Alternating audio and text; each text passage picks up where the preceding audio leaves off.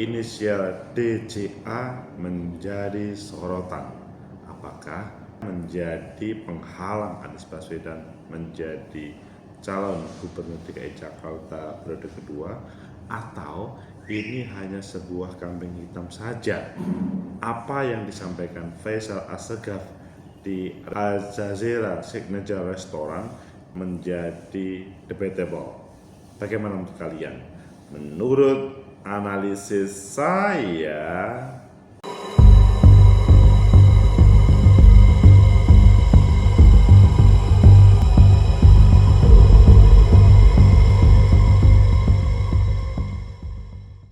Assalamualaikum warahmatullahi wabarakatuh. Salam sejahtera untuk kita semua pecinta masa depan negeri.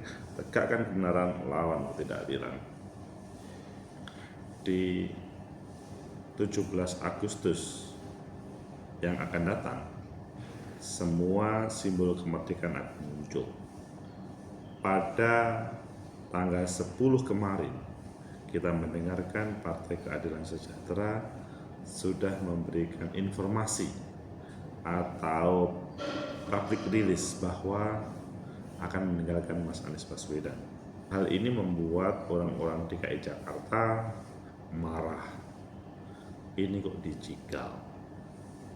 Pakai baju hitam-hitam mereka melakukan protes, akan protes terhadap semua partai politik, dan muncul inisial D, J, A. Siapa ya? D, C, A. Wah, kalian pasti tahu semuanya. Bagaimana menurut kalian? Apakah ini adalah serius inisial tersebut atau hanya sebuah kambing hitam? Sampai acara muktamar PKB sampai hari ini belum ada tanda-tanda Mas Anies sebagai calon presidennya PKB itu akan diundang di acara muktamar. Dan kalau di PKS bahasanya adalah karena tidak memenuhi 40 hari deadline untuk menambah suara 4 kursi supaya bisa maju. Ayo kita baca sebuah media dan beberapa media tentunya nanti, dan selanjutnya nanti kita kupas sebenarnya apa yang terjadi sehingga Mas Anies Baswedan gagal untuk maju sebagai calon gubernur untuk sementara. Kita baca inisial DCA. Tapi sebelum inisial DCA ada muncul berita yang muncul tadi yang disampaikan oleh PKS ataupun PKB, tapi memang enak lebih membaca inisial DCA. Inisial DCA, DAC. Inisial DAC kalau di Tempo itu inisial DAC dibalik pencegahan Anies di Pilgub 2024. Tempo.co Jakarta, Anies Baswedan terancam tidak memperoleh tiket dalam pemilihan gubernur DKI Jakarta. Ketua Umum Partai Negoro Faisal Assegaf menuding ada beberapa pihak yang menjadi biang kerok pencegahan mantan gubernur DKI 2017-2022 ini. Ada manuver 2-3 orang berinisial DAJ yang melakukan konspirasi busuk untuk meneror 3 partai untuk membuat Anies dijegal agar tidak masuk ke kontestasi pilkada, kata Faisal dalam urusnya di Al Jazeera Signature Restaurant Jakarta pada Ahad 11 Agustus. Wah, ini dari langsung fokus DAC, DCA ya bersama saja. Dia mengatakan pencegahan Anies itu dibalut dengan dalih koalisi, yakni melalui koalisi Indonesia Maju atau Kim Plus. Kita dalam kondisi yang tidak santai. Rakyat hari ini sangat dibuat prihatin oleh manuver segelintir elit partai. Jadi kami ini tidak main-main. Kalau yang duduk-duduk santai itu saya anggap penyusup, mereka bukan tipikal pejuang. Faisal mengatakan Partai Nasdem, Partai Keadilan Sejahtera, PKB sebelumnya berencana mengusung Anies Baswedan. Namun saat ini mereka malah diisukan terancam mendukung atau berencana mendukung Ridwan Kamil, calon yang digadang Kim maju di Pilgub DKI. Menurut dia, Ketua Umum Partai Nasdem, Ketua Umum PKB dan PKS Ahmad Saihu pengkhianat sehingga bukan pengkhianat, sehingga dia berharap tetap mengusung Anies dalam Pilgub DKI Jakarta. Mereka bukan pribadi-pribadi pengkhianat, ucap dia. Jika Anies tidak didukung, mereka akan menyerbu kantor partai-partai tersebut. Faisal menuding orang berinisial DAJ itulah yang memantik kenapa partai lain berbalik arah. Ingat, inisial DAJ berhentilah bermain lorong-lorong di lorong-lorong gelap. Korong-korong politik. Dia memperingatkan agar mereka jangan membuat rakyat marah. Faisal akan membocorkan siapa sosok tiga orang itu. Cara kerja ketika sosok itu disebut zigzag dengan membuat manuver beralasan koalisi besar dan kecil. Anies sebelumnya didukung oleh ketiga partai yang melawan Implus Ridwan Kamil. Pecinta masa depan negeri, tegakkan kebenaran, lawan ketidakadilan. Itulah yang terjadi inisial DJA yang disampaikan Faisal Asgaf. Apakah ini benar atau hanya pembelokan isu? Menurut analisis saya, pertama, bahwa di dalam dunia politik everything is possible.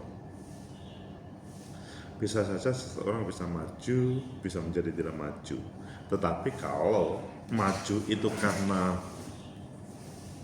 memang secara rasional bisa diterima, maka hal itu menjadikan seseorang welcome. Tetapi kalau tidak, itu menjadi masalah.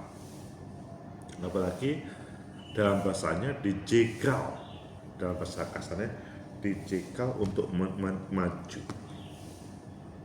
Jadi sosok ini bukan terjadi pada Mas Anies Baswedan saja, siapapun lah. Kalau dia mempunyai potensi dan kemudian dijegal untuk maju, pasti semua marah, rakyat marah. Yang ini mengakibatkan tidak percaya terhadap partai politik. Jadi sebetulnya keberadaan partai politik itu hadir digunakan untuk menjadi tempat aspirasi publik, aspirasi rakyat. Jadi bukan untuk menampilkan seorang calon berdasarkan partai saja, maksudnya elit partai, bukan, tetapi berdasarkan dari aspirasi rakyat. Ingat bahwa setiap event pemilu kemarin, rakyat memilih mereka. Dalam bahasa yang substansi demokrasi, mewakili aspirasi dari rakyat. Jadi bukan keputusan elit saja, termasuk keputusan dari rakyat juga. Maksudnya ya semuanya berdasarkan aspirasi rakyat yang berkembang. Kemudian yang kedua, warga DKI memakai baju hitam. Mereka melakukan semacam duka cita. Itu juga terjadi tidak hanya di DKI ya, di mana-mana. Ketika mereka mempunyai calon dan selanjutnya dipangkas atau di cancel sebagai bakal calon. Saya pikir semua orang paham kalau memakai baju hitam itu adalah simbol duka cita. Tetapi ini bisa berubah kalau kemudian terjadi negosiasi-negosiasi atau komunikasi-komunikasi yang selanjutnya mereka bisa untuk menampilkan sang idola. Mereka masih percaya terhadap keberadaan Nasdem, PKS, dan PKB. Ini adalah sebuah harapan bagaimana ketika partai itu selanjutnya konsisten supaya tidak bermain-main. Karena selama ini ketika itu yang menyampaikan suara ke publik secara serius untuk pencalonan dan akan didatangi oleh warga yang berpakaian hitam DPP partai masing-masing. Kemudian yang ketiga, Mungkinkah Anies Baswedan selesai dengan pencegahan oleh DAC atau DJA tadi? Kalau menurut saya belum tentu. Everything dalam politik itu serba mungkin terjadi perubahan, dinamika sangat mungkin. Sesuatu yang tidak bisa bertemu dalam dunia politik. Kita masih ingat Pak Prabowo itu adalah musuh Pak Jokowi 2014, 2019. Tetapi pada detik selanjutnya 2024 Pak Jokowi mengusung Pak Prabowo. Sesuatu yang sepertinya tidak mungkin. Kita masih ingat debat Pak Prabowo sama Pak Jokowi serius bagaimana merencanakan mengelola negara ini, sampai memocokkan ataupun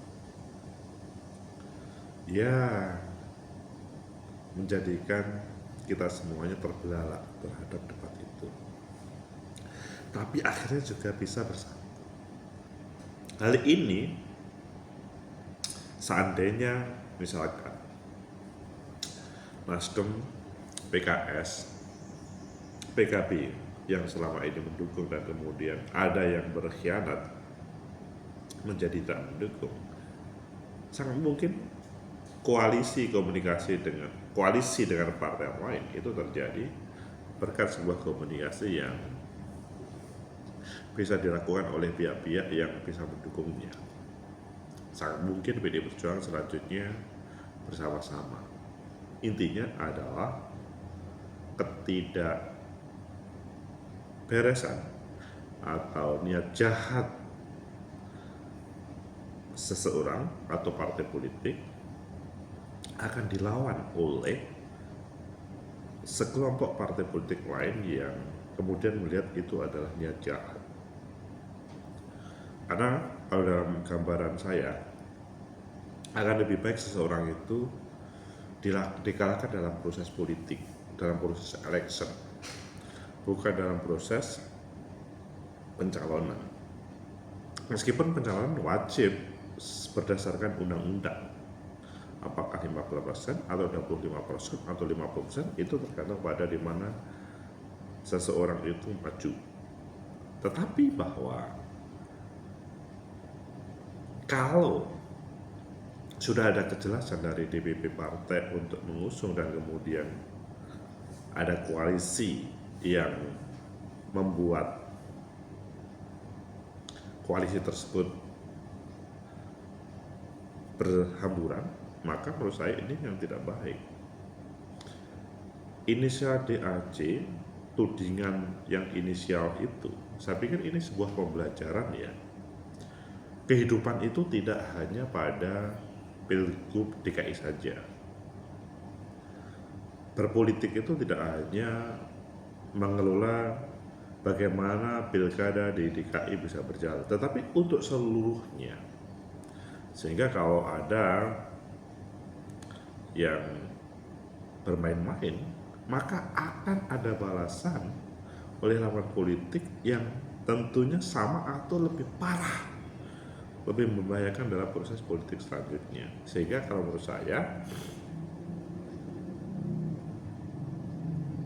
pada kesempatan ini, partai-partai yang tidak dalam Kim+, meskipun sementara ini tidak bertemu, sangat mungkin bisa bertemu. Contoh Pak Prabowo sama Pak Jokowi menjadi sebuah contoh yang real dalam dunia politik praktis. Tapi akan lebih bagus lagi ketika orang-orang yang potensial itu diberi fasilitas tanpa harus penjagalan, biar rakyat yang menentukan. Sehingga PKB, PKS, dan Nasdem menurut saya lebih baik konsisten untuk pilihannya awal. PD Perjuangan bisa saja komunikasi untuk melakukan perlawanan terhadap Kim+, ataupun yang lain. memang pesta demokrasi yang dimulai dengan pencalonan itu penuh dinamika. Semoga bermanfaat. Like, subscribe, comment, and share. Sampai jumpa.